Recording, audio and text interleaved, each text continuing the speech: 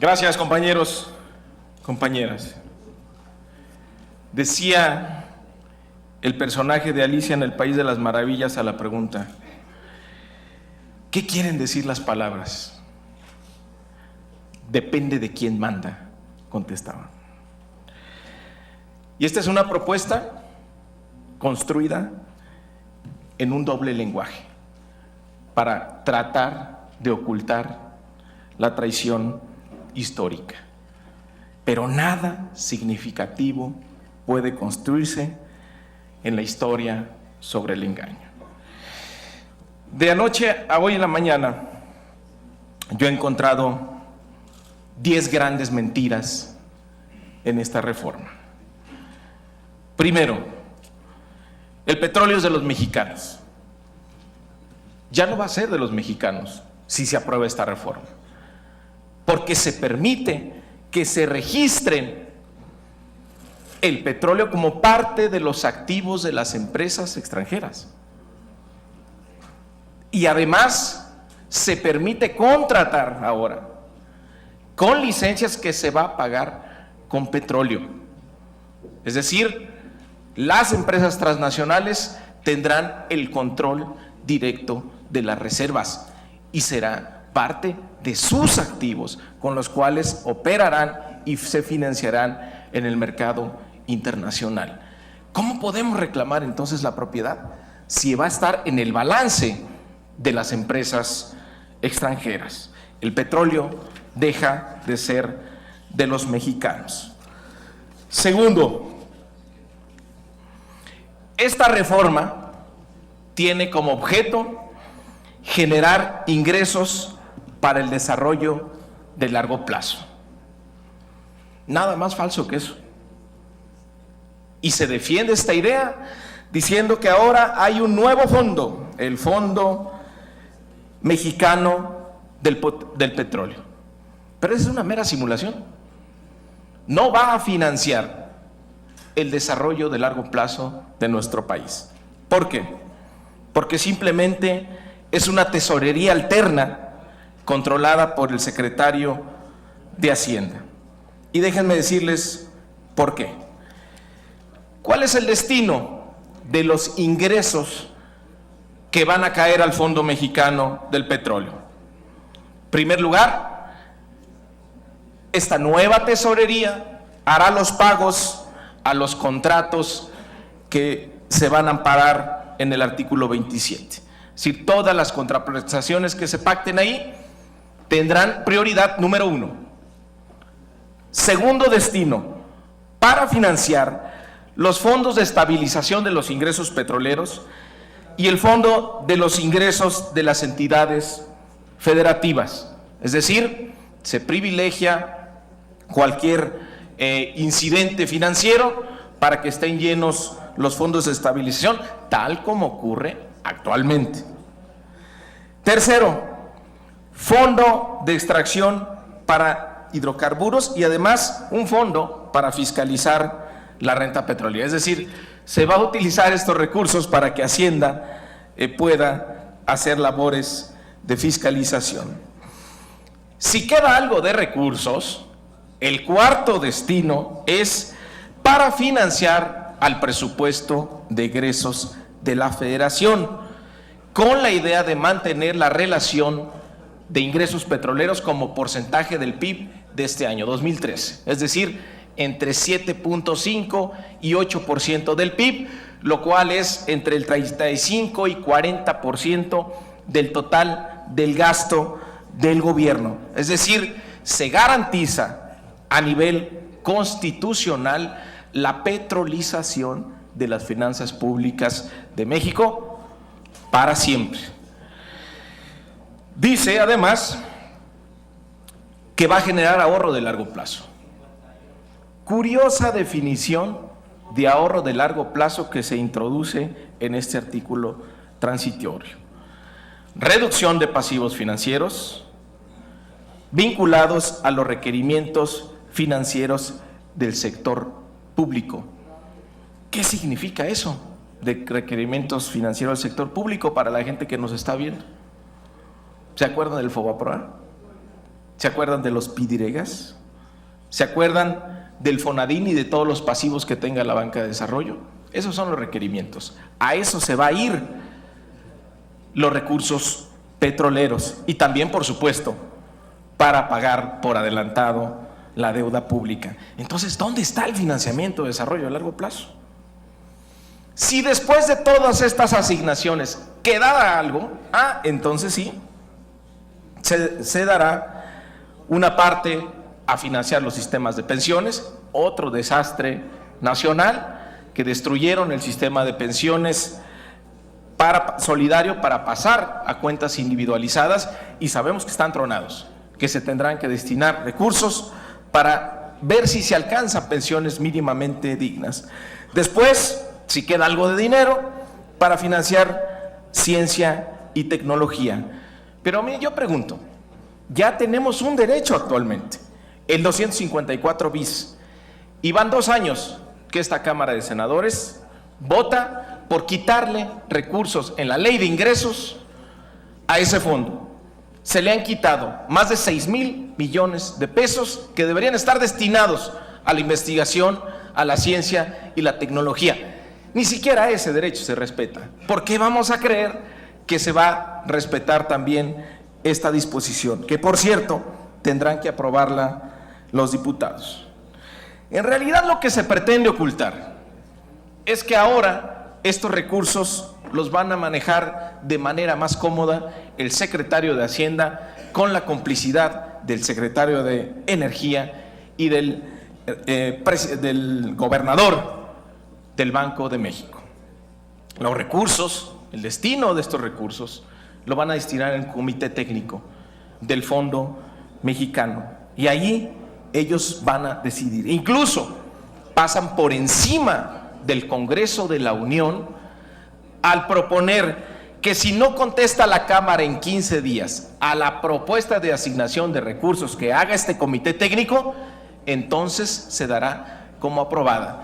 Es la primera vez que vemos una disposición para conculcar el derecho exclusivo que tiene la Cámara de Diputados de decidir el presupuesto y los recursos públicos. De tal manera que es falso que todo esto se haga para financiar el desarrollo de largo plazo. Se sigue privilegiando la visión de la estabilidad sobre la visión del desarrollo, y ya sabemos que la estabilidad no ha sido suficiente para sacar a millones de mexicanos en la pobreza extrema. Tercera mentira: no hay concesiones. Es absolutamente falso. Se proponen licencias que en realidad representan concesiones encubiertas, con diferentes modalidades que van a someter al Estado mexicano a los requerimientos, capacidades y seguridades de los contratistas. Un contrato es un acuerdo bilateral entre voluntades que se ponen en igualdad de circunstancias, adquiriendo derechos y obligaciones. Un contrato no se puede rescindir a menos que se justifique ante los tribunales civiles. En esa condición estamos poniendo al Estado mexicano. Cuarta mentira: el petróleo será una palanca del desarrollo nacional. Esto es absolutamente falso.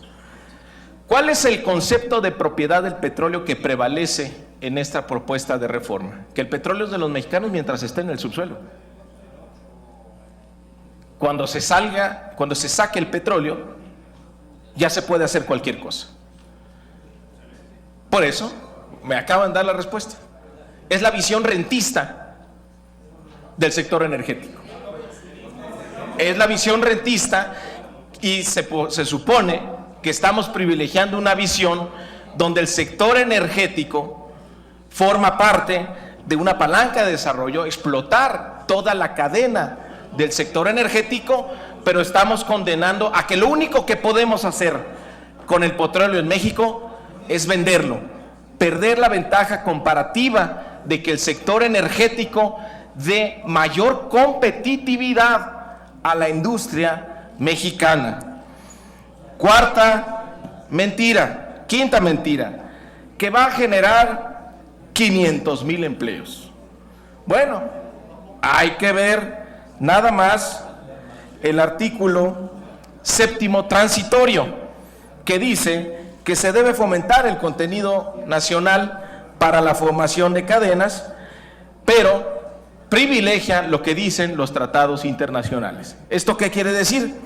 Que la regla general dice que el contenido nacional tendría que ser 50%, y por cierto hay una ley que dice que lo va a aumentar al 65%, para bajarlo, de acuerdo a los contenidos internacionales, a un 40% en el diseño de proyectos y a solo un 25% en el caso de obra. Es decir, no va a haber aquí ningún beneficio tangible para la empresa, a las empresas nacionales. Sexta mentira, bajarán los precios de la luz y gasolina. Bueno, eso es falso, es una gran mentira. Artículo 11 transitorio, se van a transformar los subsidios generalizados por subsidios focalizados. ¿Cómo le hacemos para quitar los subsidios generalizados y que no aumenten los precios? ¿Dónde tenemos subsidios generalizados? En las gasolinas, en el gas LP y en electricidad. Al quitarlos habrá una presión a la alza inmediata en el costo de estos precios y de estas tarifas. La gente que nos está viendo podrá darse cuenta que ha sido una de las grandes mentiras detrás de esta reforma. Por el contrario, están proponiendo que suban, quitar los subsidios para que siga siendo un gran negocio para las empresas privadas. Séptimo, se fortalece a Pemex. Aquí sí tenemos que reconocer que sí cumplieron. Pemex no se vende, se chatarriza. ¿Qué se pretende con Pemex? Primero, se le deja el actual régimen fiscal. Es decir, no se plantea que vaya a cambiar absolutamente nada, lo cual quiere decir que ya sabemos que esta condición que se le está poniendo a Pemex, porque en 60 días tendrá que volverse muy eficiente y tendrá que demostrar Pemex que puede explotar de manera eficiente todo lo que tiene, y si no, se le va a revertir la asignación que le haga la Secretaría de Energía. En 60 días tiene que demostrar Pemex que tiene capacidades técnicas, financieras y de ejecución necesaria para explorar y extraer de forma eficiente y competitiva. Bueno, esto no lo va a lograr, ya lo sabemos, por el actual régimen fiscal. Pero sí se está planteando que para las nuevas empresas, entonces la Secretaría de Hacienda tendrá que fijar las condiciones económicas de los contratos relativos a los términos fiscales, es decir, que Hacienda va a determinar el régimen fiscal para las nuevas empresas contratistas en clara desventaja. Se dice también que Pemex mantendrá el monopolio de la exploración. Eso también es falso, porque dice que para la exploración y extracción se podrá contratar a particulares. Pero curiosamente, viendo las estadísticas, ¿qué ha hecho Pemex en exploración? En los últimos 5 años, el componente exploratorio le ha generado un valor de 125,000 millones de dólares. Le pedimos redondear su intervención, por favor, orador. Gracias, es que son 10 puntos, ya que se acabó. Le ha generado un valor de 125,000 millones de dólares, y Pemex podría ser la segunda compañía en la creación de valor por exploración en el mundo, si le evaluamos bajo el régimen fiscal de los Estados Unidos. Y por si quedara duda respecto de qué va a pasar con Pemex, por ahí se pone un artículo que se van a respetar los derechos laborales, y al mismo tiempo se plantea un régimen de excepción laboral para las nuevas empresas públicas. Mentira número 8, se reduce la dependencia de las finanzas públicas del petróleo. Eso es falso, dado que uno de los principales destinos de la renta petrolera que se va a obtener es para mantener el porcentaje de ingresos petroleros para financiar el gasto público. Número 9, que no se van a permitir los abusos por parte de las empresas transnacionales.